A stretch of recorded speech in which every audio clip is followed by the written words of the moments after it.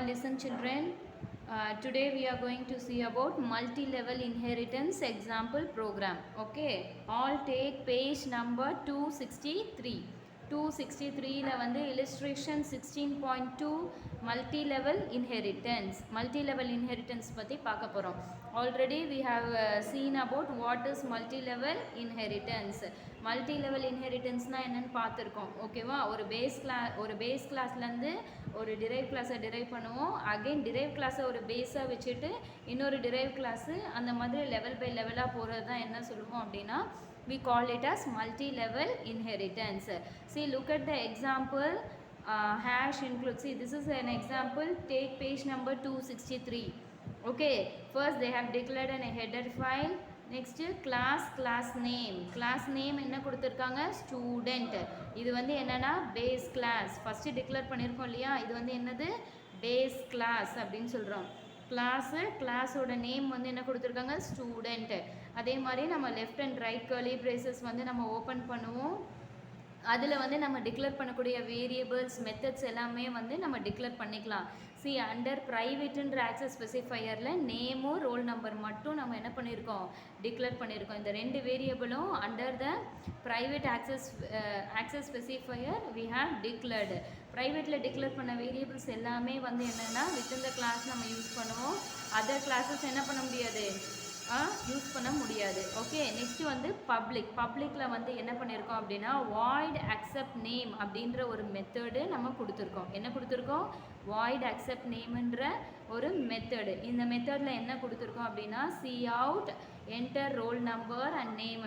C அவுட்டில் enter roll number and நேமில் வந்து இன்புட் வாங்கியிருக்கோம். சிஇனில் என்னது ரோல் நம்பரும் நேமும் இதில் கொடுத்துருக்கோம். சரியா, நெக்ஸ்ட் வந்து பார்த்தீங்கன்னா இன்னொரு மெத்தடு. இந்த மெத்தட் ஓப்பன் ஆகிடுச்சு, open and close, this got over. Next move on to another method என்னது, வாய்ட் டிஸ்பிளே நேம். இதில் வந்து சி அவுட் சிஇன் இருக்கா, ரோல் நம்பர் நேம்னு ரெண்டு இருக்குது. சரியா, ரோல் நம்பர் ஒன்று பிரிண்ட் பண்ண சொல்லியிருக்காங்க, அதே மாதிரி நேமு பிரிண்ட் பண்ண சொல்லியிருக்காங்க. ஓகேவா, இப்போ வந்து கிளாஸ் ஸ்டூடெண்ட்டு. இந்த கிளாஸ் ஸ்டூடெண்ட்டில் வந்து என்ன பண்ணியிருக்கோம், நம்ம இதில் இருந்து இது வரைக்கும் என்னது பேஸ் கிளாஸ் க்ளோஸ் பண்ணியாச்சா. இப்போ நெக்ஸ்ட்டு வந்து என்ன பண்ணியிருக்கோம் அப்படின்னா மல்டி லெவலில் we are deriving one new child class அப்படின்னு சொல்கிறோம். சரியா, இப்போ இதில் வந்து பார்த்திங்கன்னா class we already know how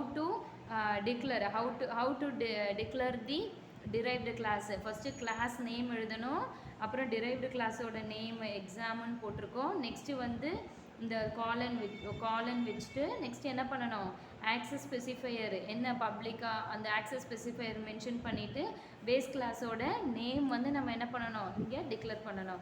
அதுக்கப்புறம் அதே மாதிரி அகெயின் சேம் நம்ம எப்படி ஒரு கிளாஸில் டிக்ளேர் பண்ணுவோமோ அதே மாதிரி டிக்ளேர் பண்ணுறோம். ஓகேவா, derive class with single base கிளாஸ்ன்னு இங்கே கொடுத்துருக்காங்க பாரு. அதுக்கப்புறம் டோட்டலில் வந்து மார்க் 1 மார்க் 2 மார்க் 3 சி அவுட்டில் இந்த இதை வந்து பிரிண்ட் பண்ண சொல்லியிருக்காங்க. புரியுதா, ஃபஸ்ட்டு ஒரு பேஸ் கிளாஸில் ரெண்டு வேரியபிள் ரெண்டு மெத்தட் டிக்ளேர் பண்ணியிருக்கோம். இன்னொரு ஒரு டிரைவ் கிளாஸில் என்ன பண்ணியிருக்கோம், இங்கே ஒரு கேல்குலேஷன் பார்ட் வந்து நம்ம பெர்ஃபார்ம் பண்ணியிருக்கோம். Okay, again turn page number 264. 264ல் வந்து பார்த்திங்கன்னா கவனிங்க, 264ல் வந்து என்னென்னா பப்ளிக். இதில் வந்து பப்ளிக்கில் இன்ட்டு மார்க் 1 மார்க் 2 மார்க் 3ன்னு ஒரு வேரியபிள், 3 வேரியபிள் நம்ம டிக்ளேர் பண்ணியிருக்கோம். ஓகேவா, 3 வேரியபிள் வந்து டிக்ளேர் பண்ணியிருக்கோம்.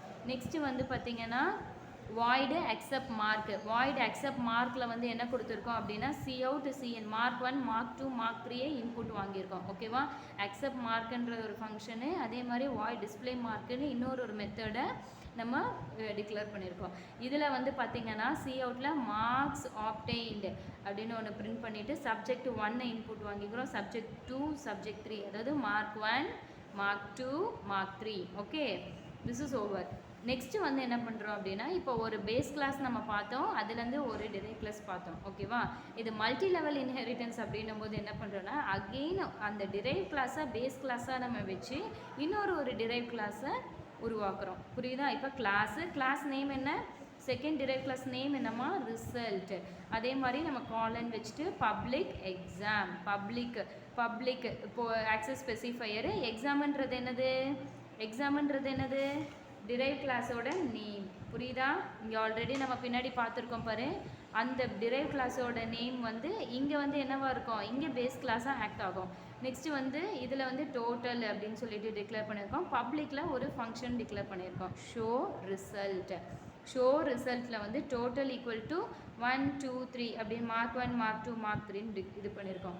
சி அவுட்டில் என்ன பண்ணியிருக்கோம், டோட்டல் மார்க்ஸ் ஸ்கோர்டு அப்படின்னு பிரிண்ட் பண்ணியிருக்கோம். ஓகேவா? இந்த மார்க் 1 மார்க் 2 மார்க் 3ல் உள்ள வேல்யூஸ் எல்லாம் ஆட் பண்ணி டோட்டலில் ஸ்டோர் ஆகும். அந்த டோட்டல் என்ன பண்ணியிருக்கோம், இங்கே பிரிண்ட் பண்ணியிருக்கோம்.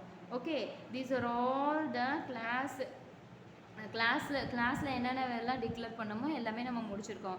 Now we move on to main function. ஓகேவா? மெயினில் வந்து என்ன பண்ணியிருக்கோம், ரிசல்ட். என்னது, ரிசல்ட்டுன்றது லாஸ்ட்டாக டிரைவ் பண்ண அந்த டிரைவ் கிளாஸ். அந்த ரிசல்ட்டுக்கு R1 என்ற ஆப்ஜெக்ட் வந்து என்ன பண்ணியிருக்கோம், we have created. see result வந்து என்னது, டிரைவ் கிளாஸ், செகண்ட் டிரைவ் கிளாஸோட இதுவா. அதே மாதிரி R1ன்றது என்ன, ஆப்ஜெக்ட். இந்த ஆப்ஜெக்டை வச்சு தான் என்ன பண்ணுறோம், எல்லா கிளாஸில் உள்ள மெத்தட்ஸ், அதாவது ஃபங்க்ஷன்ஸை நம்ம கால் பண்ணுறோம்.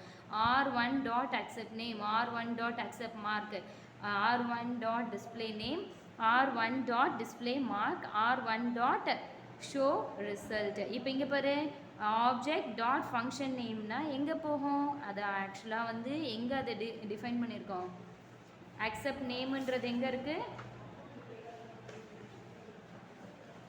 இங்கே பார்த்தீங்கன்னா அக்செப்ட் நேம் இங்கே முன்னாடி பேஜில் வந்து இங்கே இருக்குது பார்த்தீங்களா. அக்செப்ட் நேம்னா ஃபங்க்ஷன் வந்து நேராக இங்கே வந்துடும். இங்கே என்டர் ரோல் நம்பர் அண்ட் நேம்னு இருக்கா. நமக்கு அவுட்புட்டில் பார்த்தோம்னா எப்படி கொடுத்துருக்காங்க, அவுட்புட்டில் அதே மாதிரி என்டர் ரோல் நம்பர் அண்ட் நேம்னு கொடுத்துருக்காங்களா. ரோல் நம்பர் நேம் வந்து வாங்கிக்கிறோம். நெக்ஸ்ட்டு வந்து பார்த்தீங்கன்னா R1 டாட் அக்செப்ட் மார்க்குன்னு இருக்குது. அக்செப்ட் மார்க்கோட ஃபங்க்ஷன் எங்கே நம்ம இது பண்ணியிருக்கோம், இங்கே.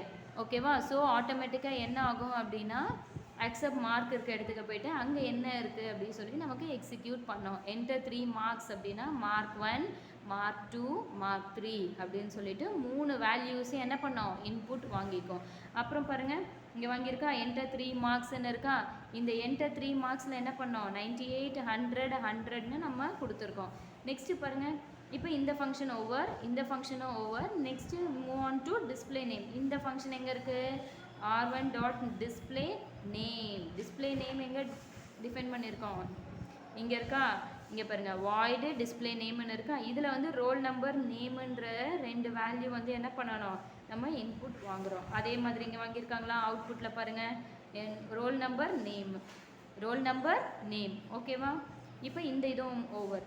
டிஸ்பிளே மார்க்குன்ற ஃபங்க்ஷனும் நம்ம என்ன பண்ணிட்டோம், முடிச்சிட்டோம். Next move on to R1 dot display மார்க்குன்றது எங்கே இது பண்ணியிருக்கோம், அந்த ஃபங்க்ஷன் எங்கே வந்து டிஃபைன் பண்ணியிருக்கோம், இங்கே void display mark. இதில் வந்து மார்க்ஸ் ஆப்டெயின்னு ஒரு ஸ்டேட்மெண்ட்டை பிரிண்ட் பண்ண சொல்கிறாங்க.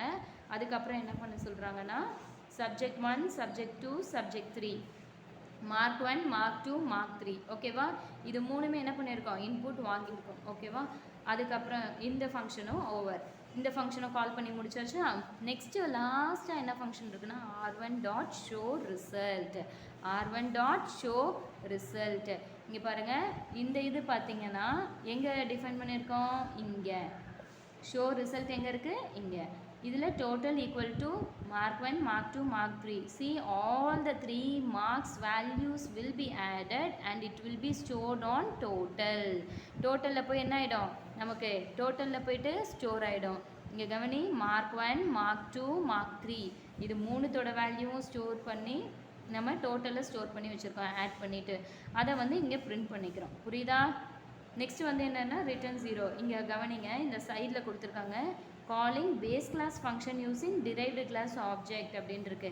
இப்போ இது வந்து பேஸ் கிளாஸில் தானே நம்ம இந்த ஃபங்க்ஷன், இந்த மெத்தட் வந்து நம்ம டிஃபைன் பண்ணியிருக்கோம்.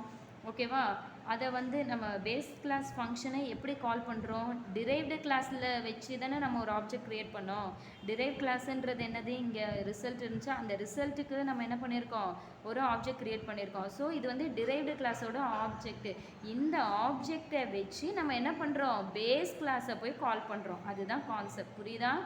பேஸ் கிளாஸை கால் பண்ணுறோம். அதே மாதிரி இங்கே பாருங்கள், நெக்ஸ்ட்டு வந்து என்ன இருக்குது அப்படின்னா, calling base class function which itself is a derived class. Calling base class function which itself is a derived. நம்ம வந்து அக்செப்ட் மார்க்குன்னு இருக்கா, அக்செப்ட் மார்க் எங்கே இருக்குது, இங்கே இருக்குது. அந்த இது வந்து என்னவா இருக்குது, நமக்கு டிரைவ் கிளாஸ் இருக்கா. டிரைவ் கிளாஸ் ஃபங்க்ஷன் வந்து என்னவா ஆக்ட் ஆகுது, நமக்கு அகெயின் அது வந்து டிரைவ் பேஸ் கிளாஸாக ஆக்ட் ஆகி தான் நம்ம நெக்ஸ்ட் டிரைவ் கிளாஸை நம்ம க்ரியேட் பண்ணோம். ஓகேவா. நெக்ஸ்ட் இது பார்த்தீங்கன்னா r1 டாட் டிஸ்பிளே நேம். இதுவும் வந்து என்னென்னா calling base class function using derived class object. புரியுதா. டிரைவ்டு பேஸ் கிளாஸில் உள்ள மெத்தட்ஸை நம்ம கால் பண்ணுறதுக்கு டிரைவ் கிளாஸ் ஆப்ஜெக்ட் வச்சு நம்ம யூஸ் பண்ணியிருக்கோம். ஓகேவா. இப்போ இது எல்லாமே இது வந்து கிளியராக உங்களுக்கு புரிஞ்சிருக்கும்னு நினைக்கிறேன்.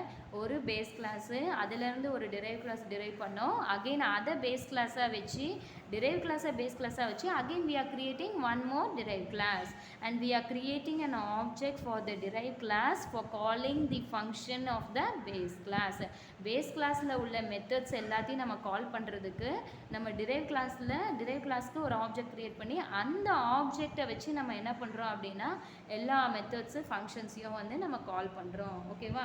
This is one type of inheritance. the value கடைசியாக என்னென்னா டோட்டல் மார்க் ஸ்கோர்டு வந்து என்ன இருக்குது 298. புரியுதா. 298. ஓகே. இது வந்து கிளியராக நீங்கள் சிஸ்டமில் போட்டு பார்த்தீங்கன்னா உங்களுக்கு கிளியராக அண்டர்ஸ்டாண்ட் ஆகும். அதே மாதிரி இன்ட்டு மெயின் ஃபங்க்ஷனு எப்பயுமே ஒரு ப்ரோக்ராம் எதுலேருந்து தொடங்கும், ஃப்ரம் தி மெயின் ஃபங்க்ஷன். ஒரு நார்மலாக வந்து C++, ப்ரோக்ராம்ஸு எல்லா ப்ரோக்ராம்ஸுமே எங்கேருந்து நமக்கு எக்ஸிக்யூட் பண்ண ஆரம்பிக்கும், ஃப்ரம் தி மெயின் ஃபங்க்ஷனில் போயிட்டு ஆப்ஜெக்ட்டுக்கு ஸ்பேஸ் அலோகேட் ஆகிட்டு அது ஆப்ஜெக்டை வச்சு நம்ம ஒரு மெத்தடையும் கால் பண்ணி அந்த மெத்தடுக்குள்ளே என்னென்னா நமக்கு என்னென்ன ஃபங்க்ஷன் என்னென்ன ப்ராசஸ் பண்ணுமோ அந்த மெத்தடுக்குள்ளே நம்ம டிக்ளேர் பண்ணியிருப்போம். ஸோ மெத்தடை கால் பண்ணும்போது ஆட்டோமேட்டிக்காக என்ன ஆகும் அப்படின்னா அந்த ப்ரோக்ராம் will be executed. புரியுதா. ப்ரோக்ராம் வந்து ஆட்டோமேட்டிக்காக உனக்கு என்னென்ன டிஸ்பிளே பண்ணணுமோ எல்லாமே டிஸ்பிளே பண்ணும். ஓகேவா. என்ன ஆக்ஷனு என்ன விதமான கேல்குலேஷன்ஸ்னாலும் நம்ம அதுக்குள்ளே டிக்ளேர் பண்ணியிருக்கோம். மெத்தடை கால் பண்ணும்போது ஆட்டோமேட்டிக்காக அது உள்ளே இருக்கிறது எல்லாமே என்ன ஆகும், எக்ஸிக்யூட் ஆகும். ஓகேவா. இது மாதிரி நீங்கள் சிங்கிள் இன்ஹெரிட்டன்ஸு, மல்டி லெவல் இந்த மாதிரி எல்லா இன்ஹெரிட்டன்ஸோட எக்ஸாம்பிள்ஸை வந்து வீட்டில் போட்டு பாருங்கள்.